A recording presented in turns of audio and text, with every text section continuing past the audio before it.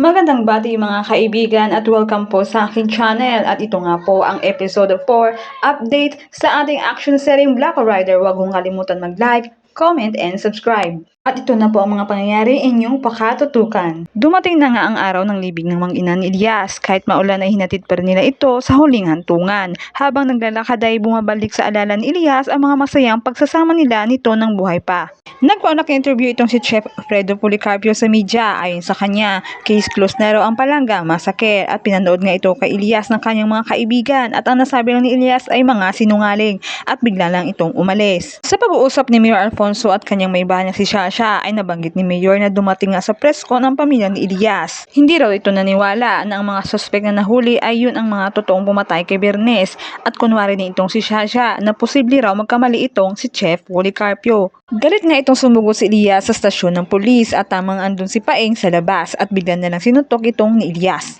Nasabi pa nga ni Elias, traidor na itong si Paeng at paliwanag nga itong ni Paeng na siya mismong humawak sa investigasyon at wala siyang nakita na ebidensya sa sinabi ni Elias. Sabi pa nga ni Paeng, anong gusto niyang mangyari, tatalikuran niya ang kanyang tatay at dagdag pa nga nito kay Elias ay kumalma nga muna ito. Ngunit ayon kay Elias, pinapaikot nga lang to ang mga pulis ng may pera. Kaya hanggang ngayon ay wala pa rin hustisya para sa mga hirap na katulad niya. Masakit man ay nasabi ni Elias kay Paeng na parehas lang ito sa tatay niya at umalis na ito. Sa bahay nga ni Elias, binuntahan siya ni Aling Alma kasama si Miguelito at Oka na dala-dala ang motor na binili ni Bernes para sa kanya. Sabi nga ni Aling Alma na umuwi lang daw itong si Elias sa kanilang bahay. Ngunit sabat ni Elias ay okay lang daw ito at kung pwede ay iwan na lang muna daw siya mag-isa. Bago nga umalis itong si Aling Alma ay may inabot niya kay Elias ang iniwan ni Bernes sa kanya na isang envelope at susi ng motor.